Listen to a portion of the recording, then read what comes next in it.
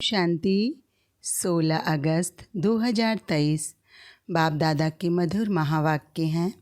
मीठे बच्चे, दूरादेशी और विशाल बुद्धि बनो। शिव बाबा के कार्य में कभी डिस्टर्ब नहीं करना। डिस्टर्ब करने वालों को उच्च पद नहीं मिल सकता। प्रश्न है, इस दुनिया में मनुष्यों को कौन सा ख्यालात रहते हैं जो सतयुगी देवताओं को कभी नहीं आएंगे? उत्तर है, यह मनुष्य समझते हैं कि हम कमाएंगे तो हमारे पुत्र और पौत्रे खाएंगे, लेकिन यह ख्यालात देवताओं में नहीं होंगे, क्योंकि उनके पुत्र और पौत्रे सब यहाँ से ही वर्षा लेकर जाते हैं। वह समझते हमारी अविनाशी रजाई है, यहाँ ही हर एक अपना अपना पुरुषार्थ कर रहे हैं। गीत है, माता ओ माता तू है सबकी भाग्य विधाता। ओम शांति। बच्चों ने माताओं की महिमा सुनी। बच्चे जान चुके हैं किस किस माता की महिमा होती है।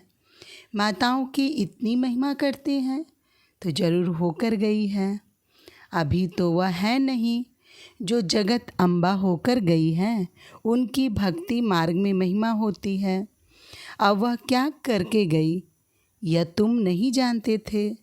जगत अम्बा के मंदिर में जाते हैं, जाकर उनसे कुछ ना कुछ मांगते हैं।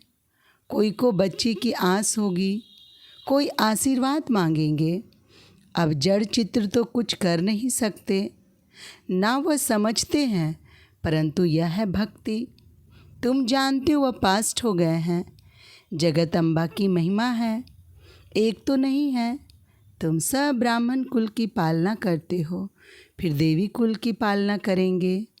तुम इस समय जैसे कि सारी जगत की पालना करते हो, परंतु कोई जानते नहीं।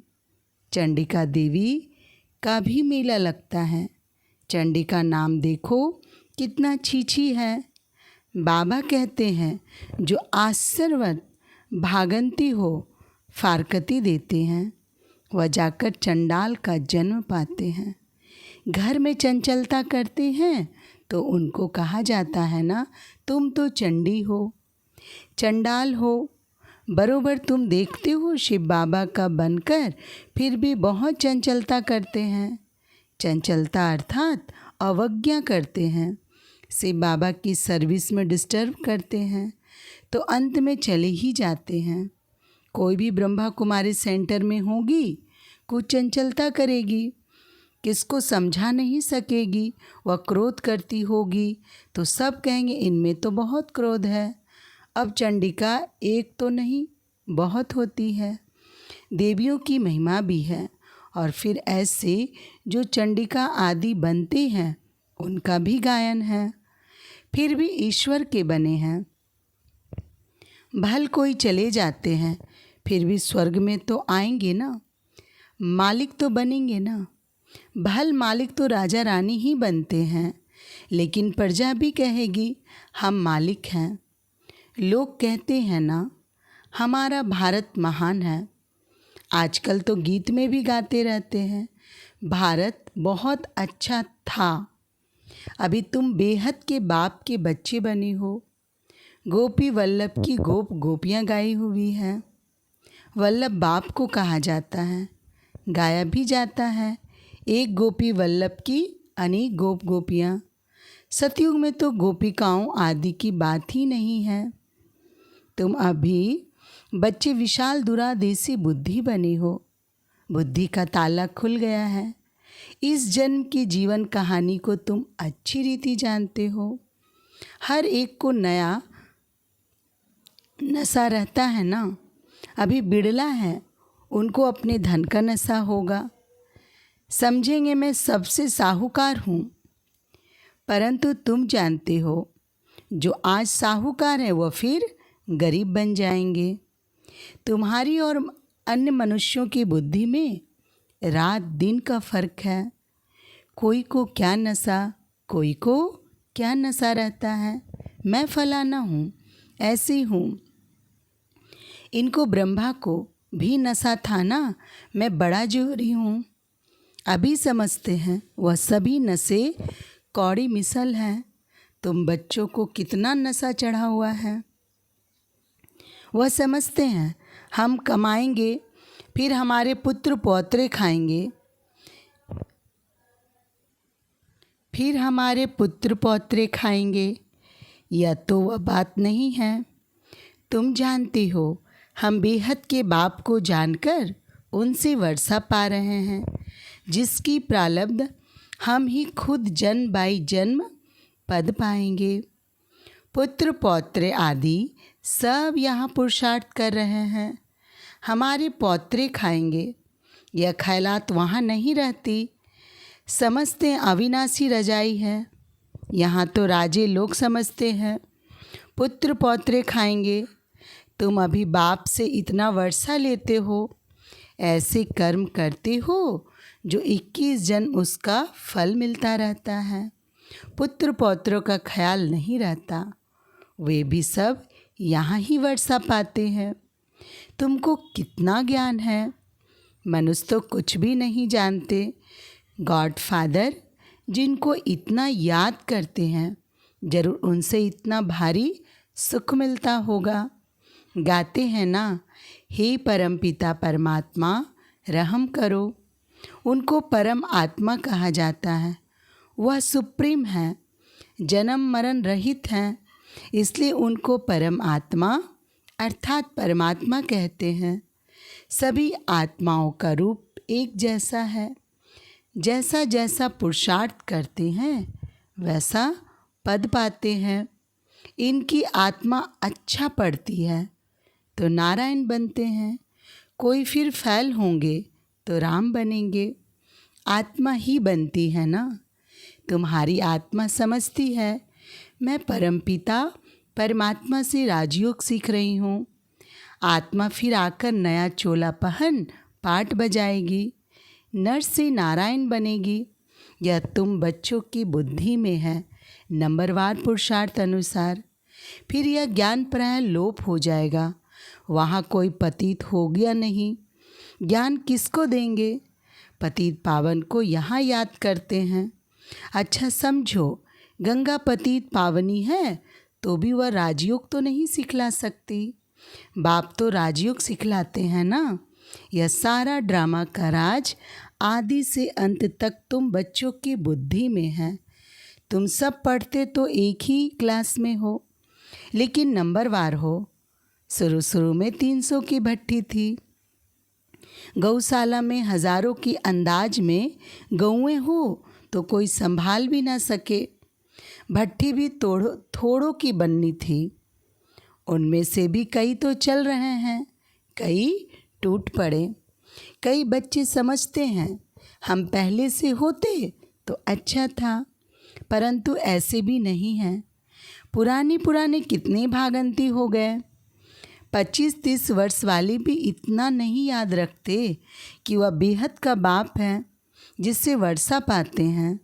बाबा स्वर्ग का मालिक बनाते हैं, सेकंड की बात है। बाप कहते तुम मेरा बनने से स्वर्ग के मालिक बनेंगे। जीवन मुक्ति तो राजा रानी भी पाते हैं, प्रजा भी पाती है। गाया हुआ है ना, सेकंड में जीवन मुक्ति। बच्चे जो पूरा पढ़ते नहीं हैं वह क्या करते होंगे? चंचलता। कोई बच्चे तो बड़े आज्ञाकारी होते हैं, बाप से भी अच्छा मर्तबा पा लेते हैं। बाप 100-200 कमाने वाला होगा, बच्चा लखपति बन जाता है। तो अलौकिक संबंध में भी ऐसे होता है। 7 रोज वाला बच्चा 25 वर्ष वाले से तीखा चला जाता है। नंबरवार तो होते ही हैं। तुम वास्तव में सब सजनियाँ हो, एक साजन को याद करते हो। तुम जानते हो बाप आकर हमको सुखधाम का वर्षा देते हैं। लौकिक पति है फिर भी याद उनको करते हैं जो पतियों का पति है। पारलौकिक साजन अमृत पिलाते हैं, इसलिए उनको याद किया जाता है। फिर तुम स्वर्ग के मालिक बन जाते हो। फिर वहाँ कोई याद नहीं करते। अभी के पुरुषार्थ से तुम 21 जन्म प्रारब्ध पाते हो। तुम्हारी बुद्धि कितनी खुली है, वह भी नंबरवार। तो बादशाही भी नंबरवार लेते हो। तुमको सब समझा दिया है। यहाँ अच्छी रीति पढ़ाई पढ़ने से तुम पद भी इतना उच्च पाएंगे, नहीं तो अनपढ़े पढ़े के आगे भरी ढोएंगे। इसमें पुरुषार्थ बहुत अच्छी रीति करना है। अभी टाइम अच्छा है पुरुषार्थ के लिए। तुम जानते हो, जहाँ जीना है वहाँ ज्ञान अमृत पीना है अथवा पढ़ते रहना है। सैपलिंग लगाते रहते हैं। कोई झट समझ जाते हैं तो समझा जाता इनका पद तो अच्छा देखने में आता है। अच्छा नज़दीक का फूल है, तन मन धन अर्पण कर बैठा है। सर्विस में अच्छा लग गया है। समझता अपना समय जितना सर्विस में देंगे उतना फ़ायदा है। जैसे बाबा हम ज्ञान नेत्रहीन अंधों की लाठी बना है, ऐसे हमें भी बनना है। तुम एक दो की लाठी बनते जाते हो। अंधा बनाया है रावण ने, यह तुमको समझाया जाता है कि इस समय सारी दुनिया लंका है, सब शोक वाटिका में है। नाम रखा है अशोका होटल, वहाँ खूब मज़े उड़ाते हैं। अभी तुम जानते हो बाबा आया हुआ है, महाभारत लड़ाई सामने खड़ी है। यह तो लगनी है, जबकि घर के गेट्स खुलने हैं। द्वापर की तो बात ही नहीं, अभी तो घोर अंधियारा है ना। ब्राह्मणों की रात अब पूरी हुई है, बाबा आया हुआ है। यह बातें तुम बच्चे ही जानते हो, स्कूल में पढ़ते हैं। कोई तो बहुत अच्छे मार्क्स लेते हैं, कोई फेल हो जाते हैं। फेल की निशानी है चंद्रवंशी में चले जाएंगे। राम को क्षत्रिय की निशानी दी है, अर्थ नहीं समझते। लवकुश की क्या क्या बातें बैठ सुनाते हैं, कितने झूठे दोष बैठ लगाते हैं, गाते हैं। राम राजा राम प्रजा धर्म का उपकार है। फिर यह सब बातें कहाँ से आई? यह सब बातें समझने की है। तुम जानते हो यह नॉलेज नंबरवार हमारी बुद्धि में है। स्टूडेंट को बहुत तीखा पुरुषार्थ करना चाहिए। हम गॉड फादरली स्टूडेंट हैं। टीचर को कौन नहीं याद करेंगे? हम हैं पतित पावन गॉड फादरली स्टूडेंट। इसमें बाप टीचर सतगुरु तीनों ही आ जाते हैं। तुम सब सीताएं हो ना, रावण की शोक वाटिका में पड़े हो। इनकॉर्पोरियल गॉड फादर इज ज्ञान सागर नॉलेजफुल। श्री कृष्ण को अथवा लक्ष्मी नारायण को ऐसा नहीं कहेंगे, उनकी महिमा ही न्यारी है। गीत में भी गाते हैं, उनकी महिमा अपरम अपार है। जो ऐसा बनाते हैं, तुम कहते हो बाबा हम आपसे पूरा बरसा लेंगे। आप कितने मीठे हो, कितने प्यारे हो। लक्ष्मी नारायण कितने मीठे, कितने प्यारे हैं। लक्ष्मी नारायण के चित्र देखो, हमेशा मुस्कुराहट वाले दिखाते हैं। तुम जानते हो देवता इस भारत में ही थे, अभी कहाँ हैं? तुम सबको बतला सकते हो कि यह उनका अंतिम जन्म है। फिर से श्री कृष्ण बनना है। अभी कृष्णपुरी स्थापन हो रही है। श्री कृष्ण की आत्मा भी अभी राजयोग सीख रही है। तुम भी कृष्णपुरी में जाना चाहो तो राजयोग सीखो। लक्ष्मी नारायण कहने से मनुष्य मूंझ जाते हैं। श्री कृष्ण को झूले में झुलाते हैं, पूजा लक्ष्मी नारायण की करते हैं। उन्हों का बाल चरित्र कुछ भी है नहीं। राधे कृष्ण फिर कहाँ गए, क्या हुआ, कुछ भी पता नहीं है। राधे कृष्ण कोई आपस में भाई बहन नहीं थे। अभी राधे कृष्ण का राज्य तो है नहीं। द्वापर में भी उन्हों की राजधानी का कुछ पता थोड़ी है। तो यह सब बातें समझने के लिए बहुत अच्छी बुद्धि चाहिए। लिटरेचर बनाने में भी मेहनत लगती है।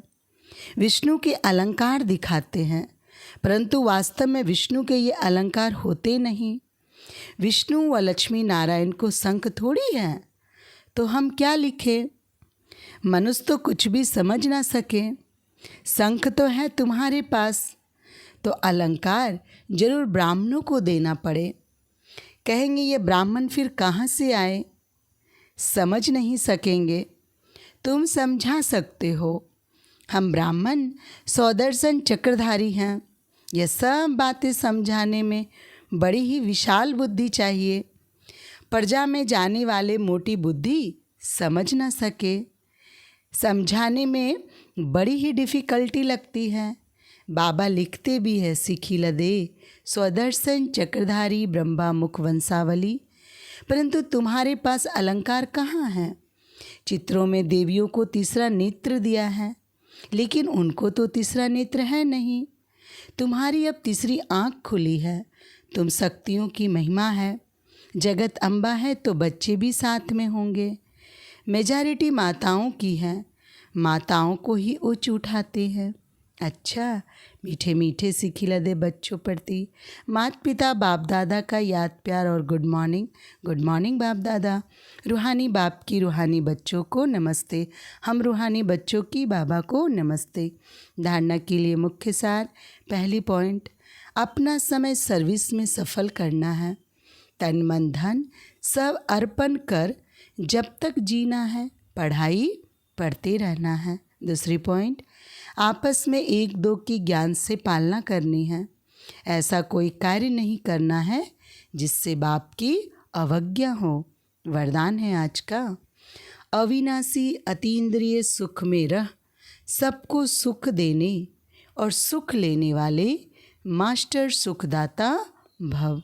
स्पष्टीकरण है, अतीन्द्रिय सुख अर्थात आत्मिक सुख अविनाशी है, इंद्रिय सुख ही विनाशी हैं, तो उनसे प्राप्त सुख भी विनाशी होगा। इसलिए सदा अतीन्द्रिय सुख में रहो तो दुख का नाम निशान आ नहीं सकता। अगर दूसरा कोई आपको दुख देता है तो आप नहीं लो। आपका स्लोगन है, सुख दो सुख लो, ना दुख दो ना दुख लो।